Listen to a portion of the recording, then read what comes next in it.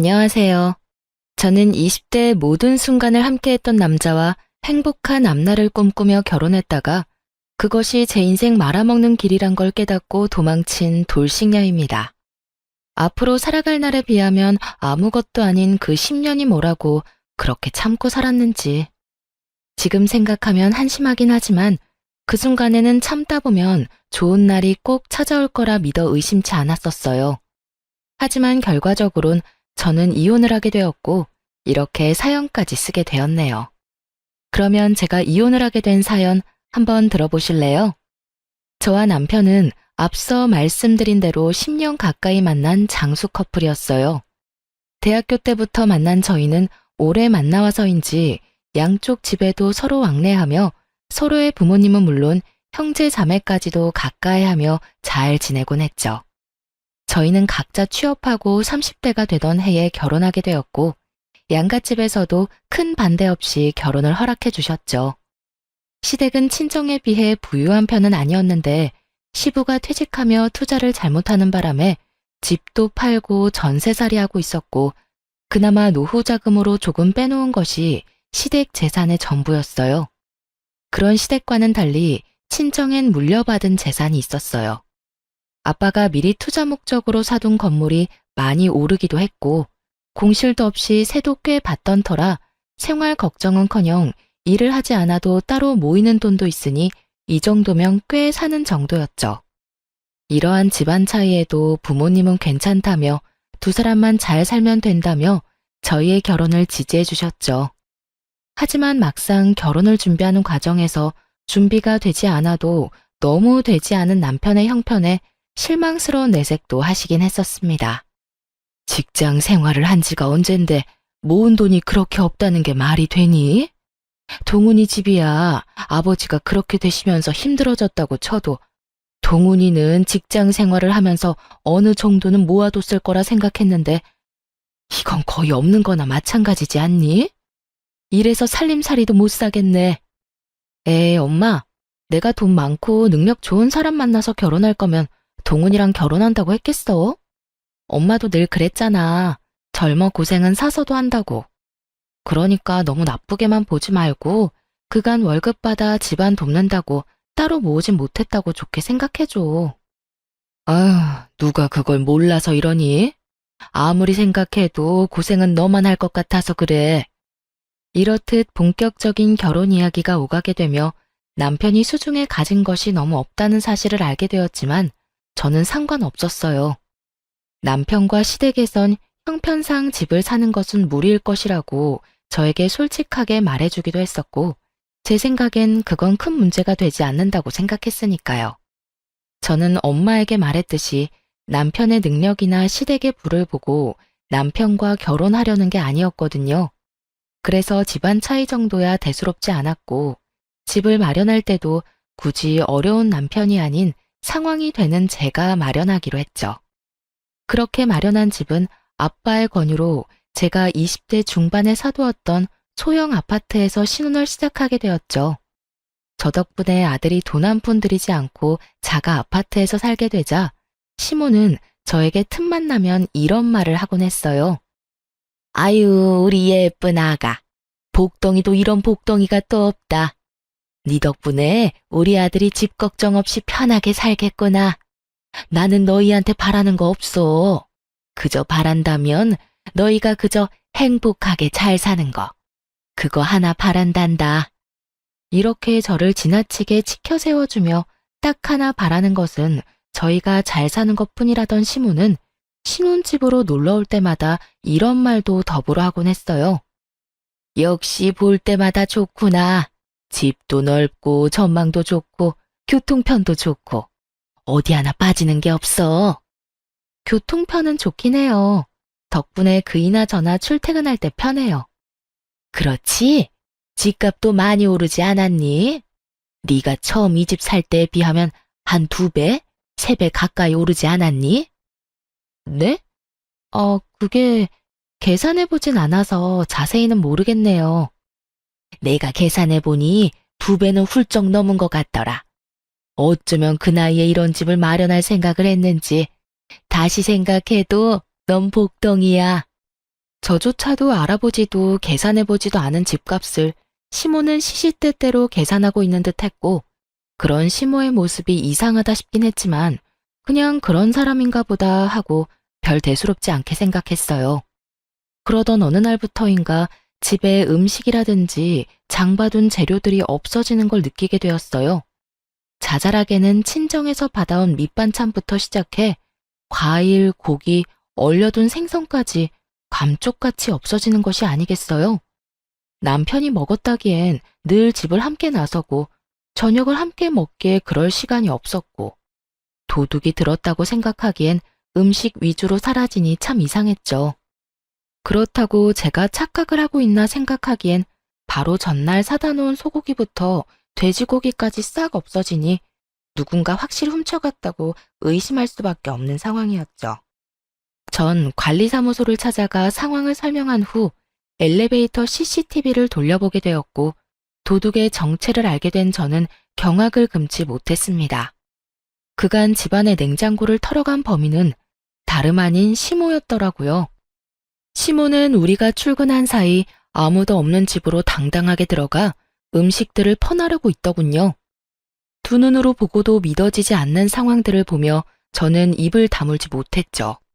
저는 알려준 적 없는 비밀번호를 당당하게 누르고 들어간 것을 보니 이런 상황이 일어나게 된 원인은 온전히 남편에게 있었죠. 저는 지체하지 않고 남편에게 전화를 걸었어요. 당신 어머니한테 우리 집 비밀번호 알려드렸어? 저번에 엄마가 반찬 가져다 준다고 좀 알려달라고 하길래 알려줬는데? 왜? 반찬을 가져다 주기는 개뿔. 되려 집안 살림을 거덜내는 것을 전혀 모르는 남편은 영문을 모른다는 듯 이유를 묻더군요. 저는 그런 남편에게 최대한 화를 내지 않으려 노력하며 말을 이어나갔어요. 아니, 얼마 전부터 밑반찬하고 고기, 생선, 과일까지 사다 놓기만 하면 없어지길래 이상하기도 하고 무섭기도 해서 CCTV 봤거든. 그런데 글쎄, 어머님이 우리 없을 때 오셔서 다 가지고 가셨더라고. 그래? 뭐, 그러실 수도 있지. 그래서 아까워? 아까운 것보다 조금 황당해서 그렇지. 아무리 어머님이라도 아무도 없는 집에 들어와서 묻지도 않고 다 가져가시는 건 아니지. 당신이 어머님께 잘 말해줘. 다음부터 필요하신 거나 드시고 싶은 거 있으면 연락하시라고. 그리고 아무도 없는 집에 오는 것도 좀 그렇다고 말이야. 그리고 당신도 그래. 집 비밀번호를 나하고 상의도 안 하고 알려드리면 어떻게 해? 당신 혼자 사는 집도 아니고 나도 함께 사는 집이잖아. 나한테 상의 정도는 했어야지. 저는 아무래도 이건 아니다 싶어 아닌 건 아니라고 남편에게 말했고, 남편은 제 말에 득달같이 화를 내며 이렇게 말하더군요. 뭐? 그까짓 거 얼마나 한다고 그딴 말을 전하래. 그리고 우리 엄마가 우리 집에 온다는데 아무도 없든 말든 그게 무슨 상관이야? 당신 지금 당신이 마련한 집에 내가 들어가서 산다고 지금 무시하는 거야? 무슨 사람을 거지로 하나? 우리 엄마가 고기 사 먹을 돈이 없어서 그런 걸 가지고 갔다 이거야 지금? 무슨 말을 그렇게 해? 나는 그런 말이 아니잖아. 아무리 어머님이라고 해도 우리 집에 그렇게 마음대로 왔다 갔다 하는 건 아니니까 잘 전해달라는 말이잖아. 음식도 어머님이 돈이 없어서 그렇다는 게 아니라 나도 다 필요해서 사다 놓은 건데 어머님이 그렇게 말도 안 하고 가지고 가면 내 입장에선 곤란하다고 말하는 거야. 왜 이런 말을 집 이야기로 받아들여? 당신 지금 너무 베베 꼬인 거 알지? 됐고. 당신 말대로 집에 아무도 없을 때 오지 말라고 할 테니까 끊어. 나 일해야 해. 지금 화내야 할 사람이 누구인데 누가 화를 내는 것인지 모르겠더라고요. 상의 한마디도 없이 집 비밀번호를 알려준 것도 화가 머리끝까지 날 일인데, 자신의 엄마가 집 냉장고를 털어갔다는 이야기를 듣고도 저에게 저리도 당당할 수가 있는지 도저히 이해되지 않기도 했고요. 남편의 적반하장인 태도에 저 역시 화가 더욱 끓어올랐고, 남편이 돌아오면 진지하게 이야기를 나눠봐야겠다고 생각하고 있었어요. 그런데 막상 퇴근하고 돌아온 남편은 통화할 때와는 전혀 다른 모습으로 저에게 사과를 하기 시작하더군요. 여보, 아까는 내가 미안해. 회사에서 좀 안 좋은 일이 있었는데 당신한테 그런 말까지 들으니까 괜한 자격지심에 말이 나쁘게 나가버렸어. 우리 엄마가 잘못한 일이 분명한데 내가 미안해. 그리고 비밀번호도 당신한테 아무 말도 하지 않고 알려줘서 미안. 나는 그냥 엄마가 반찬 만들어서 냉장에 넣어두고 간다고 하니까 대수롭지 않게 생각하고 그냥 알려줬던 거지 다른 뜻은 없었어. 저렇게 저자세로 나오니 잔뜩 화가 났던 마음이 조금 풀리더군요. 무엇보다 회사에 있는 사람한테 전화로 그런 이야기를 했다는 것이 마음에 걸리기도 했고요. 여보, 당신 마음 잘 알겠어. 나도 당신 회사에 있는 시간에 집안일로 전화해서 미안해. 앞으론 이런 일로 얼굴 붉히는 일 없도록 신경 써줘. 나도 다른 건 몰라도 회사에 있을 땐 이런 일로 전화하진 않을 테니까. 알겠어. 엄마한테 앞으로 집에 마음대로 오는 건 자제해달라고 좋게 이야기할게. 당신 곤란하지 않도록 잘 이야기할 테니까 이제 걱정하지 마. 이 사건 이후 남편이 말을 잘하긴 했는지 시모가 아무도 없는 집에 오는 일은 없었어요. 그런데 주말처럼 우리가 쉬고 있을 때 집으로 오는 날이 잦아졌고 그럴 때마다 음식을 대신해 아예 다른 걸 사달라고 부탁하더군요. 어느 날은 누가 봐도 티나게 억지 장기침을 하더니 공기청정기가 없어 그렇다며 하루 종일 기침을 해대는 바람에 공기청정기를 사드렸고 어느 날은 우리 집 TV가 크고 좋다고 하며 하루 종일 TV 타령을 하는 바람에 남편이 결국 TV를 바꿔준다고 하고 나서야 집으로 돌아가더군요. 무슨 5살짜리 애도 아니고 갖고 싶다고 떼쓰는 모양새와 다름이 없었고 올 때마다 한두 푼짜리도 아닌 가전제품들을 뜯어내니 시모의 방문이 무서울 지경이더군요. 그렇다고 해서 딱 잘라 안 된다고 하기에도 좀 그런 상황이었고요. 하지만 어느 날은 또 집으로 놀러와 세탁실에 있는 세탁기와 건조기를 만지며 참 좋다고 하는데 정말 이건 아니다 싶더군요. 저희 부부가 무슨 억대 연봉을 받는 사람들도 아니고 이때껏 마련해드린 것들도 할부가 갚아나가느라 힘든 지경인데 세탁기와 건조기가 말이나 되는 상황이냐고요. 시모는 저의 예상대로 온종일 세탁기와 건조기 타령을 해댔고 남편은 당장이라도 사줄 요량으로 시모의 말에 맞장구를 치고 있더군요. 저는 그 두 사람을 막아야만 했고 결심이 선 저는 두 사람 앞에 앉아 이렇게 말했습니다. 세탁기, 건조기 있으면 좋지. 여보, 들어보니 어머님이 갖고 싶어 하는 것 같은데 장만해 드려. 정말? 정말 사드려도 돼? 어머 아가, 정말 나 사도 되겠니? 그럼요.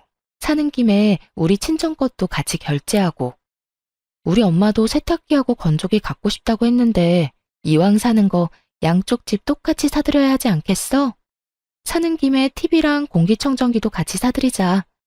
저번에 어머님 댁에 사드렸으니까 우리 집에서 다 사줘. 알겠지? 제 말에 화색이 돌던 두 사람의 얼굴은 순식간에 사색이 되었고 저는 그런 두 사람의 반응에도 아랑곳하지 않고 남편의 휴대전화를 빼서 친정에 보냈으면 하는 공기청정기와 TV, 세탁기와 건조기까지 장바구니에 넣어두고 이렇게 말했어요. 장바구니에 다 넣어뒀으니까 어머님이 사고 싶다는 거랑 같이 결제하면 돼. 할부는 부담되지 않는 선에서 알아서 하고. 제가 이렇게까지 하자 시모는 황급히 말을 바꾸며 생각해보니 쓰던 세탁기도 멀쩡하고 건조기보다는 자연 건조가 좋겠다며 꼭 사주지 않아도 된다고 손사래를 치더군요. 남편 역시 얼버무리며 시모에게 집에 데려다 줄 테니 가자며 시모의 손을 잡고 황급히 나갔고요. 모든 게 저의 예상대로 되긴 했지만 막상 남편과 시모의 꽁무니 빼는 모습을 보니 씁쓸한 기분이 드는 건 어쩔 수 없더라고요. 그 후론 시모는 다신 그런 요구를 하지 않았고 주말마다 찾아오지도 않더군요. 상황이 그렇게 되면 속이 시원하다거나 좋아야 할 텐데 저는 왜인지 점점 불안해지기 시작하더라고요. 왜 꼭 애들이 조용하면 사고 치잖아요. 딱 그런 기분이 들며 좋은 게 아닌 날을 보내고 있었어요. 그렇게 몇 개월 명절이 다가왔고 오랜만에 시댁에 방문하니 정말 기가 막힌 상황들이 저를 기다리고 있더군요. 시댁에는 제가 보지 못한 소파, 식탁들이 자리하고 있었고 아차 싶은 마음에 세탁실에 가보니 아니나 다를까 시모가 갖고 싶어 하던 건조기와 세탁기가 떡하니 자리 잡고 있더군요. 남편을 추궁해 볼 필요도 없이 남편이 저 몰래 시댁 살림을 사주고 있다는 것을 알아차렸고 그간 남편이 왜 입만 뗐다 하면 돈이 없다는 말을 해댔는지 알 것 같더군요. 마음 같아서야 그 자리에서 남편을 쥐잡듯 잡아버리고 싶었지만 친인척이 다 모인 자리에서 차마 큰 소리를 내지 못하고 꾸역꾸역 얼마나 참았는지 모릅니다. 극한의 인내로 참아내는 그 순간에도 도저히 제 상식으론 이해가 되지 않더군요.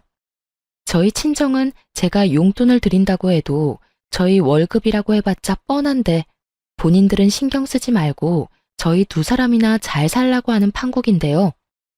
아무리 시댁이 힘들다고 하더라도 매번 한두 푼짜리도 아니고 저렇게 비싼 가전가구를 양심도 없이 사달라고 하는지 정말 이해가 되질 않았어요.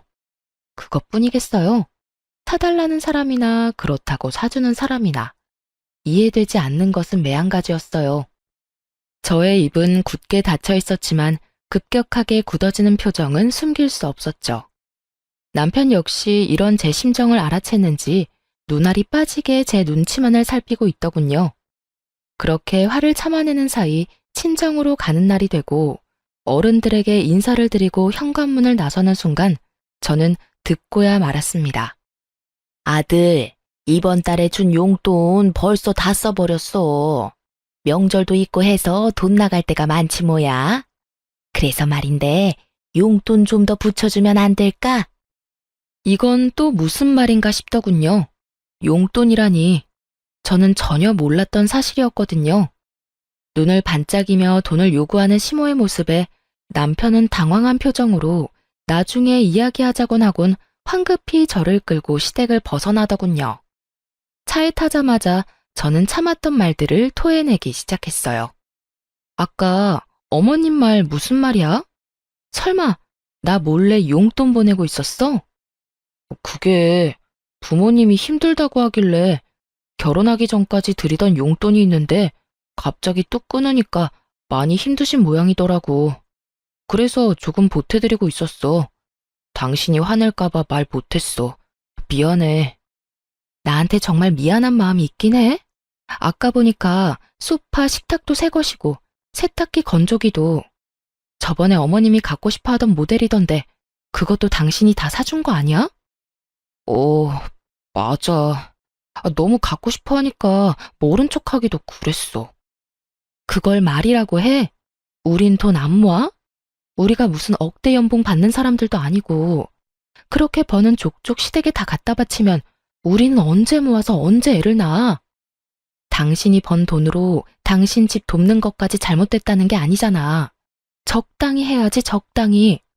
가전, 가구 다 카드로 샀을 거고 그 할부 갚아나가면서 용돈까지 주면 당신 월급에서 남는 게 있긴 해? 이래서 돈 관리는 따로 하자고 그랬어?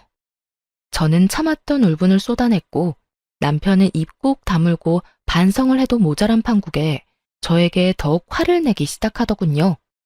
아니, 넌 우리 집이 불쌍하지도 않냐?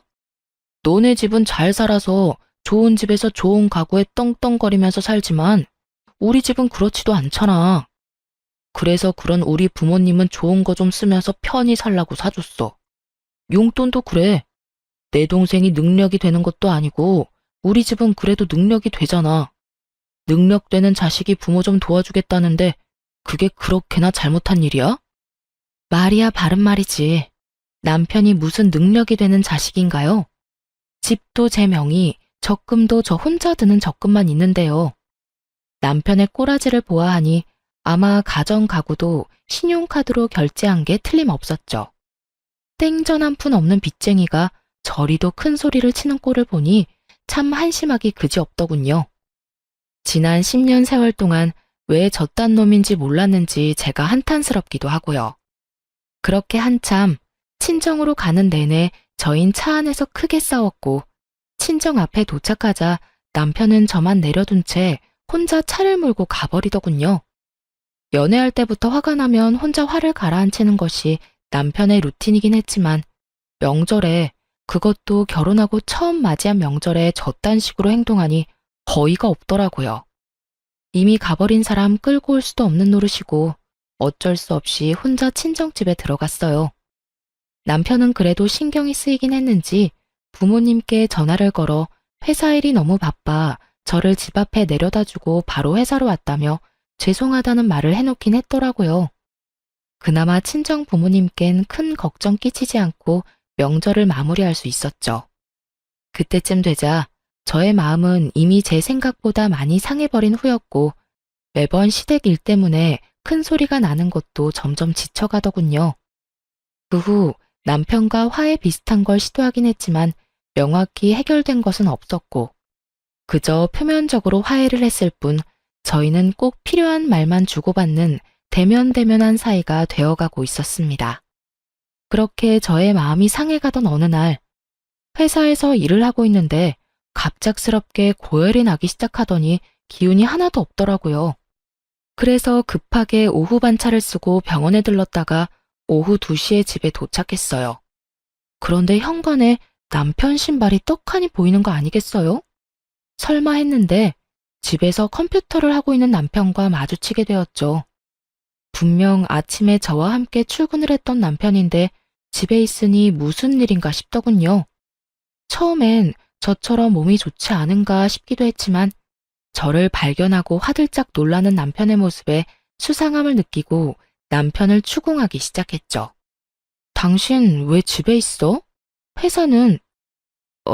그게 어떻게 된 일이냐면, 그게 말이지 여보. 말 흐리지 말고 똑바로 말해. 회사에 있을 시간에 왜 집에서 이러고 있냐고. 꼴을 보니 방금 온 것도 아닌 것 같고. 똑바로 말 못해? 저의 추궁에 남편은 한참을 망설이더니 충격적인 사실을 털어놓기 시작했어요. 그게 사실은 회사 그만둔 지 며칠 됐어. 아니, 강 과장 그 자식이 하루가 멀다고 날 못 살게 굴잖아. 그래서 좀 들이박았더니 그 뒤로는 날 더 심하게 들들 볶아서 도저히 못 참겠더라고. 그래서 그냥 그만둬 버렸어. 뭐? 고작 그런 일로 회사를 그만둬? 당신이 무슨 애도 아니고 직장 상사가 싫은 소리 좀 했다고 회사를 관두면 어떻게 해? 아니, 애초에 퇴사하기 전에 나하고 상의 정도는 했어야지. 당신 나하고 결혼한 거 잊었어? 당신이 우리 집 가장인 거 잊었냐고. 나도 당신한테 말하고 싶었지. 그런데 당신도 알다시피 요즘 우리 좀 그랬잖아. 그래서 입이 안 떨어지더라고. 이것까지만 해도 머리 끝까지 화가 나는데 남편은 눈치도 없이 제 화를 폭발시키고야 마는 말을 짓거리기 시작했어요. 이왕 다 온 김에 당신이 우리 집에 용돈 좀 주면 안 될까? 당신도 다 알잖아. 내가 우리 집에 용돈 주고 있던 거. 아직 회사 그만둔 거 말 못해서 용돈은 줘야 할 것 같은데 당신이 좀 주라. 나 요즘 재취업 준비하고 있으니까 금방 취업할 수 있을 거야. 그러니까 길어도 2달 정도만 당신이 좀 부담해줘. 너 진짜 제정신이야? 용돈 같은 소리 안 해, 진짜. 지금 우리 생활이 다 무너지게 생겼는데 당신은 이 와중에 당신 집 용돈 걱정이나 하고 있어? 이게 무슨 말도 안 되는 소리야 도대체. 쓸데없는 소리 하지 말고 당신 집에 당장 용돈 못 준다고 해. 회사도 그만뒀다고 이실직고 하고. 그래야 당신 집에서 당신한테 뭐 사달라는 말 따윈 안 할 거 아니야. 저는 결국 폭발하고야 말았고 남편은 그렇게까지 화를 내는 저를 처음 봤었기에 고개를 푹 숙이고 작은 목소리로 이렇게 말하더군요. 알겠어. 당신 뜻대로 할게. 그런데 우리 집에 말하는 건 조금만 기다려줘. 정말 입이 안 떨어져서 그래. 조만간 꼭 말할게. 꼭 말해. 알겠어? 그리고 퇴직금 받았지? 그거 다 내놔. 당신한테 뒀다간 그거마저도 어디에 어떻게 쓸지 믿을 수가 없으니까. 알겠어. 정말 이때쯤엔 이혼하고 싶은 마음이야 굴뚝이었지만 그간 함께한 세월이 먼지.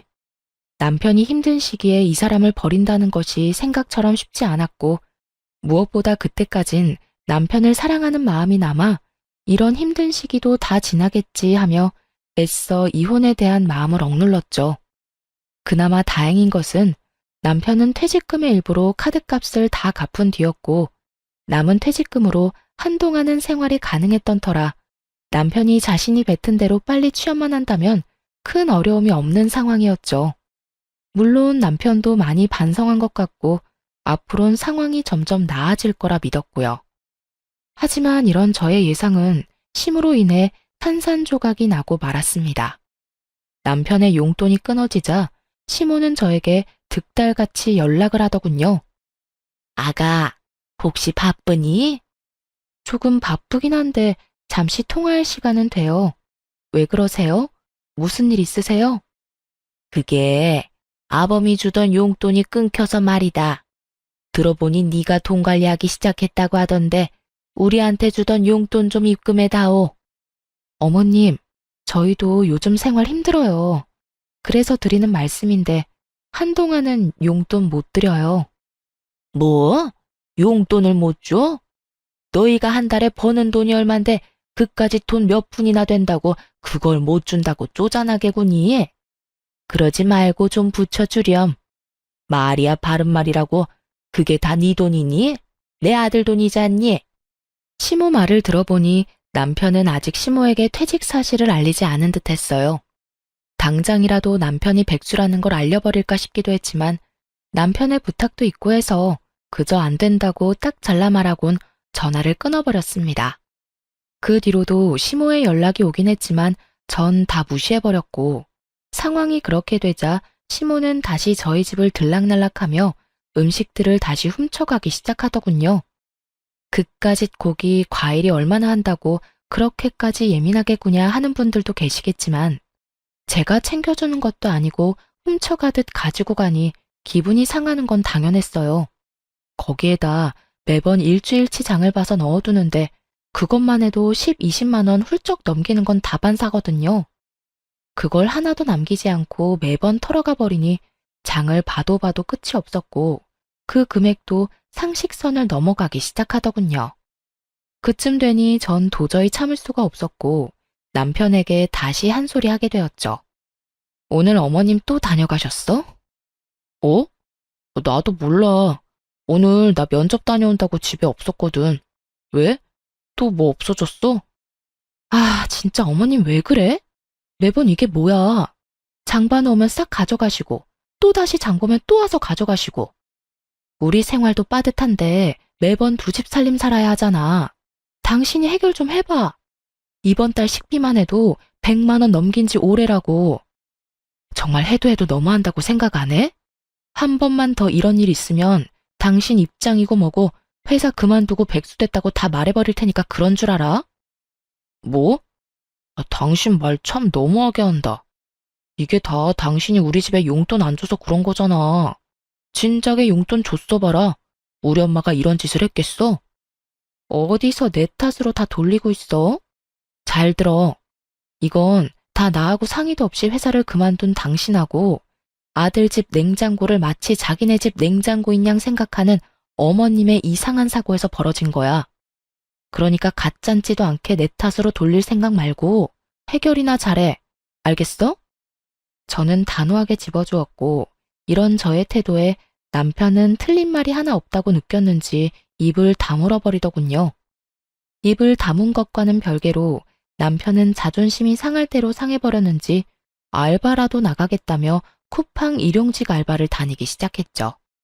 그런 남편의 모습이 안쓰럽기도 했지만 그렇게 해서라도 정신을 차리기를 바라는 마음에서 굳이 말리진 않았어요. 그 후 현관 비밀번호는 바꿔버렸고 시모의 연락은 여전히 다 피해버림으로써 더는 저의 가정에서 큰 소리가 나는 일은 없었습니다. 그렇게 몇 달 남편은 취업을 준비하며 여전히 알바를 다니고 있었고 여전히 저희 둘 사이는 좋진 않았지만 더 이상 나빠지지도 않았죠. 부부 사이가 대면대면하다고 한들 이혼까지 생각한 건 아니었는데 도저히 이혼하지 않고서는 안 될 일이 벌어졌어요. 그날은 남편의 동생이 결혼 발표를 한다며 시댁에 모이기로 한 날이었어요. 그간 연락을 대놓고 피했던 터라 시댁 방문이 달가운 것은 아니었지만 다른 것도 아닌 결혼을 한다는데 참 빠질 수도 없는 노릇이라 눈 딱 감고 시댁으로 가게 되었죠. 긴장감을 안고 현관문을 열었더니 시모와 식구들이 활짝 웃으며 저를 반기더군요. 아가 왔니? 오느라 힘들었지? 어서 들어와서 앉거라. 내가 너 좋아하는 음식도 잔뜩 해놨단다. 네? 아, 네. 감사합니다. 감사는 무슨, 식구끼리 그런 말 하지 말거라. 나 섭섭해지려고 해? 이상하리만큼 상냥한 시모를 보며 저는 경계심 가득한 태도로 시모를 바라봤죠. 도대체 왜 이러나 하는 불안한 생각이 들며 조마조마하게 눈치만 살피던 순간 시모가 속내를 드러내기 시작하더군요. 아가, 너도 알다시피 우리 둘째가 좋은 여자가 생겼다고 하는구나.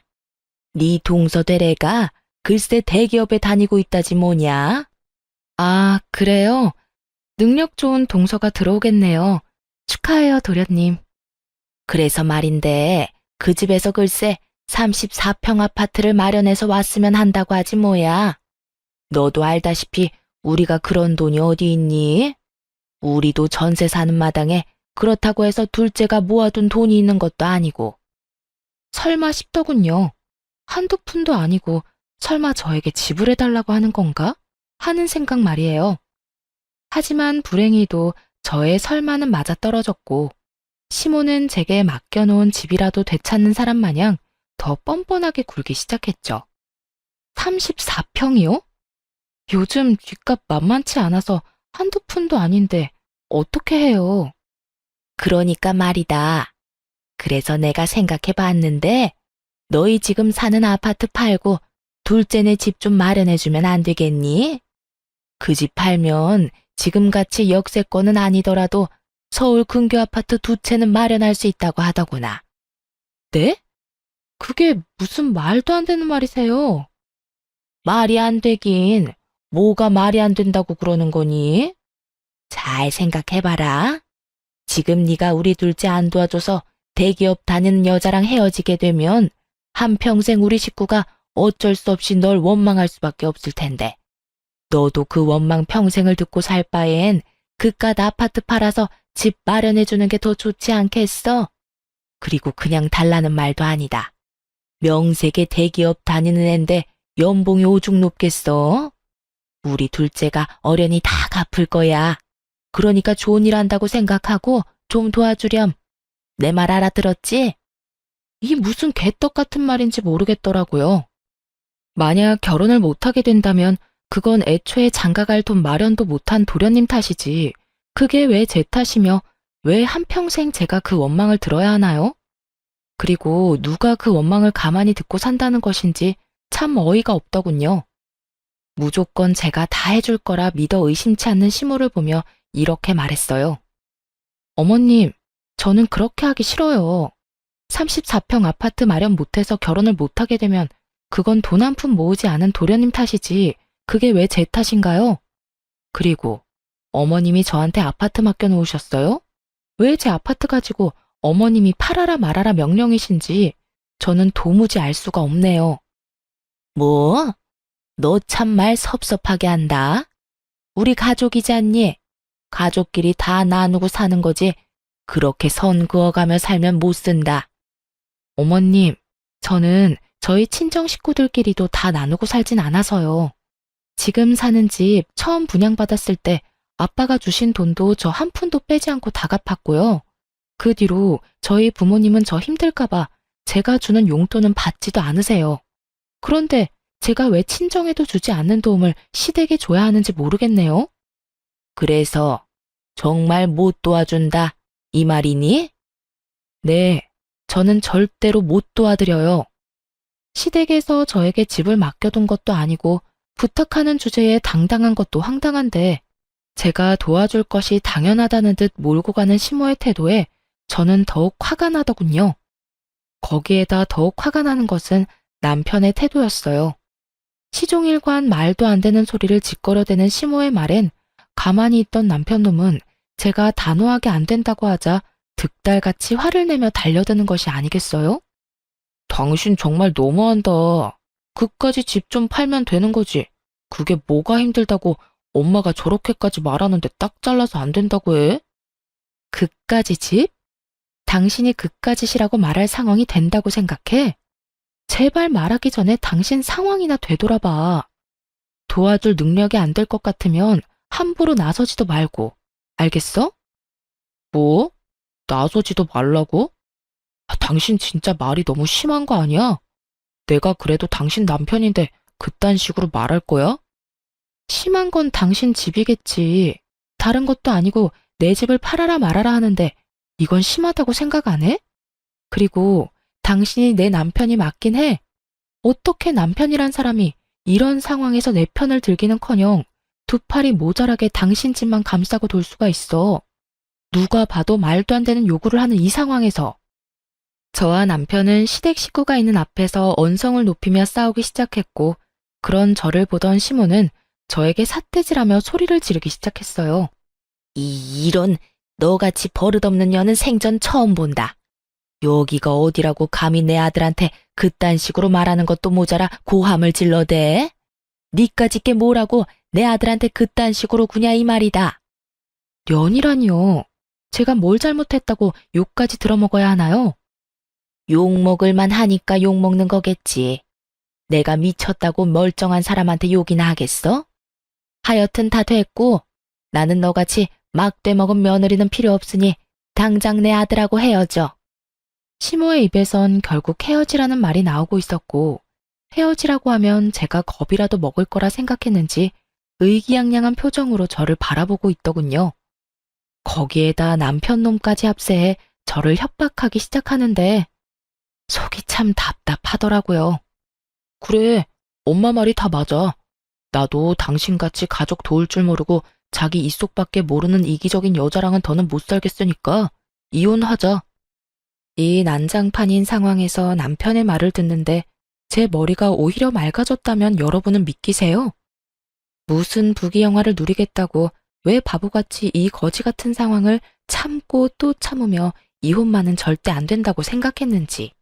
저 자신이 이해되지 않음과 동시에 한탄스러워지더군요. 생각이 빠르게 정리되고 나니 이혼을 협박이라고 하는 두 사람이 더욱 어이가 없어졌고 팔짱까지 끼고 어때? 겁나지? 라는 표정으로 바라보는 두 사람에게 아주 속 시원하게 답해줬죠. 네, 어머님 뜻대로 할게요. 그래, 우리 이혼하자. 그까짓 이혼하면 되지 뭐. 그까짓 게 뭐라고 이때까지 참았는지 참. 더는 나도 참기도 싫고 매번 당신 집 때문에 싸우는 것도 지긋지긋하던 참이었어. 그나마 당신하고 지낸 세월이 있어서 참았는데 이젠 그것도 힘들다. 그러니까 당신 말대로 이혼하자 우리. 저는 더는 화도 내지 않았고 거의 체념한 듯 말을 했고 그런 제 말에서 진심이란 걸 느꼈는지 남편은 말까지 더듬으며 저에게 되묻더군요. 당신 정말 나하고 이혼할 거야? 이혼할 수 있어? 남편의 입장에선 어찌 보면 당연한 반응이었겠죠. 제 집을 팔아 자기 동생에게 집을 사줄 요량으로 던진 마지막 카드였을 텐데 그 카드를 진심으로 받아버렸으니 놀라기도 당황스럽기도 했겠죠. 하지만 전 그 어느 때보다 진심이었고 저의 진심을 물어보는 남편의 눈을 똑바로 바라보며 이렇게 말해주었어요. 나 당신하고 이혼할 수 있어. 당신도 알잖아. 나 허튼 소리 하는 사람 아니라는 거. 특히나 이혼같이 중요한 문제는 더욱 그렇고. 남편의 저의 확고한 대답에 이건 아니라는 표정으로 고개를 숙였고 그런 저를 보며 시모는 기가 찬다는 듯 헛웃음을 뱉어내더군요. 참 차라리 잘 됐어. 집 있는 게 무슨 유세라고 콧대 높게 구는 꼴이 보기 싫었는데 잘 됐지 뭐. 아들, 이참에 그냥 이혼해. 엄마는 정말 저런 며느리 싫다. 더는 꼴도 보기 싫어. 저 역시 어머님 꼴도 보기 싫었는데 참 잘 됐네요. 당신 들었지? 어머님 소원이라는데 질질 끌지 말고 깔끔하게 이혼해줘. 괜히 소송 같은 거에서 그렇지 않아도 없는 살림에 괜한 돈 쓰지 말고 말이야. 이거 봐라. 내가 이러니까 네가 싫다는 거야. 아들, 당장 이혼해. 당장 이혼하고 네 동생 집값은 네가 대출받아서 좀 보태주렴. 신용대출이라서 많이는 안 되겠지만 일부라도 네가 보태주면 네 동생 부담도 덜 되고 좋지 않겠니? 일단 그렇게라도 집부터 마련해서 결혼부터 시키고 다른 문제는 그 다음에 생각하자꾸나. 시모의 말을 듣고 있는데 저는 어이없어서 크게 웃어버렸어요. 자기 아들 상황이 어떤지도 모르면서 어쩌면 저렇게 머릿속에 꽃받칠 수 있을까 하는 마음에요. 아, 죄송해요. 지금 상황이 너무 웃겨서 저도 모르게 웃음이 다 났네요. 시모는 저를 미친 사람 마냥 쳐다봤고 남편은 제 입에서 어떤 말이 나올지 몰라 안절부절 못하고 저의 눈치만 살피고 있더군요. 넌 지금 이 상황이 웃기니? 네, 조금 많이요, 어머님. 지금 어떤 큰 계획을 세우고 있는지 알겠는데요. 아마 그렇게는 안 될 거예요. 뭐? 그게 무슨 소리야? 어머님 그 잘나신 아들이요. 회사 과장이 싫은 소리 좀 했다고 회사 때려치우고 백수된 지 오래됐어요. 아, 일용직 알바라도 나가고 있으니 백수는 아닌가? 뭐, 뭐라고? 너 그게 사실이야? 시모는 인상을 잔뜩 구기며 남편에게 물었고 남편은 한숨을 크게 내쉬며 모든 사실을 털어놓았어요. 어쩌다 보니 그렇게 됐어. 그러면 우리 둘째 집은? 결혼은? 넌 왜 진작 엄마한테 아무 말도 안 한 거야? 아니, 그리고 회사까지 그만둔 마당에 넌 뭘 믿고 이혼을 하자고 말한 거야? 그거야. 엄마가 먼저 헤어지라고 하니까 나도 홧김에 그런 거지. 그리고 누가 진짜 이혼하자고 할 줄 알았나? 그야말로 오합지졸이 따로 없더군요. 한심해서 저를 몰아세울 때는 언제고 이젠 서로 잘못했다고 따지고 드는 꼴이라니. 정말 볼만하더라고요. 그렇게 한참을 옥신각신하던 두 사람은 아무리 생각해도 제가 가진 집밖에 답이 없다 싶었는지 제 눈치를 급하게 살피기 시작했고 구질구질하게 매달리기 전에 전 최후의 한 방을 날려버렸습니다. 이제 와서 제 눈치 살펴도 소용없고요. 저 사람이 일용직으로 일하는 회사가 그래도 큰 회사니까 대출이라도 알아보세요. 일용직이라 원하시는 만큼 금액이 나올지는 모르겠지만요. 그럼 저는 가볼게요. 저는 그렇게 자리에서 일어났고 남편은 제 바지가랑이를 붙잡고 매달리기 시작하더군요. 여보, 이렇게 가면 어떻게 해? 우리가 함께한 세월이 얼만데 정말 이렇게 헤어질 거야? 너 치매 걸렸니? 먼저 이혼 이야기 꺼낸 건 내가 아니라 너야. 난 네가 하자고 하니까 알겠다고 했을 뿐이고. 그거야, 당신도 잘 알잖아. 정말 당신하고 이혼하려고 그런 게 아니라 그냥 당신 겁이나 주려고 그랬던 거. 의도가 어찌됐든 간에 당신이 먼저 이혼하자고 했고 나 역시 그 의견에 동의했어. 이게 지금 우리 상황이고 당신이 뭐라고 나를 붙잡던 그 상황은 변하지 않을 거야. 그러니까 그런 줄 알고 이혼이나 준비해. 저는 끝까지 매달리는 남편을 매몰차게 뿌리치고 집으로 돌아와 버렸고 집으로 돌아오자마자 남편의 짐을 킥으로 시댁에 보내버렸어요. 짐을 싸는 순간 지난 10년의 세월이 떠올라 얼마나 울었는지 모릅니다. 결혼 생활이 거지 같았기에 그렇지 연애하는 내내 참 행복했거든요. 그 행복하던 모든 순간도 결국 이혼이란 이름 아래 다신 떠올리기도 싫은 기억이 되어버렸지만요. 어찌되었든 전 마음을 다잡고 이혼을 진행했고 남편은 소송할 돈도 없는지 순순히 이혼 절차를 밟아주더군요. 이혼을 하며 위자료는 많이 받진 못했지만 그때라도 그 구렁텅이에서 빠져나왔다는 것을 위안 삼기로 했습니다. 저의 이혼으로 인해 당연히 그 잘난 시동생의 결혼은 없던 일이 되었고 쿠팡알바 벌이만 믿고 전 시댁에 저 몰래 또다시 용돈을 퍼줬던 전 남편은 땡전 한 푼이 없어 대출까지 받아 위자료를 주게 되었어요. 그 덕에 오갈 데도 없는 빚쟁이 신세가 되어 전 시댁으로 돌아가게 되었고요. 이혼이 확정되던 날 전 시모가 다 죽어가는 목소리로 전화가 왔더군요. 무슨 일이세요? 더는 통화할 일 없는 것 같은데요.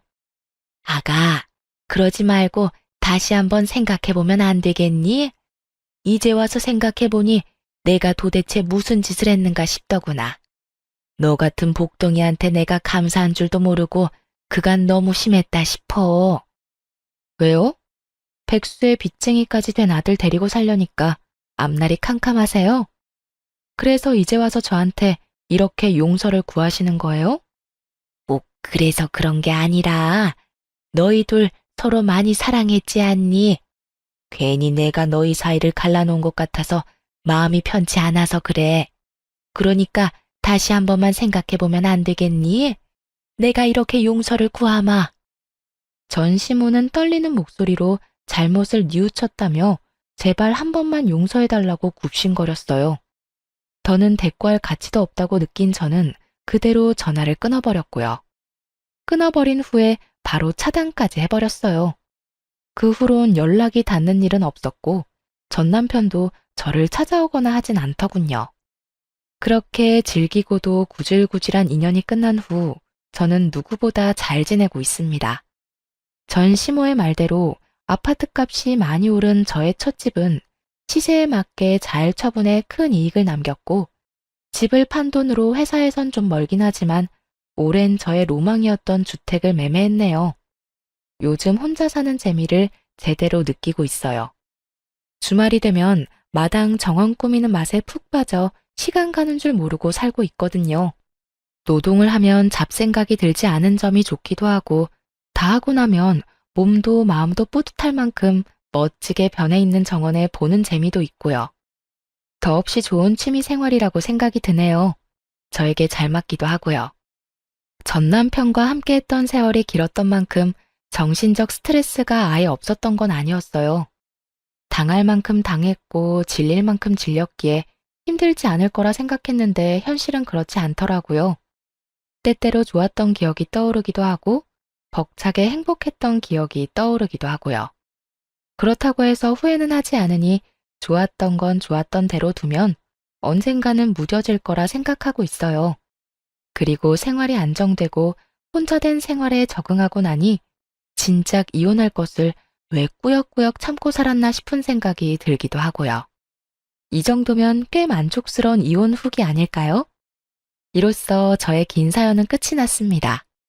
제 사연 들어주신 모든 분들 감사합니다.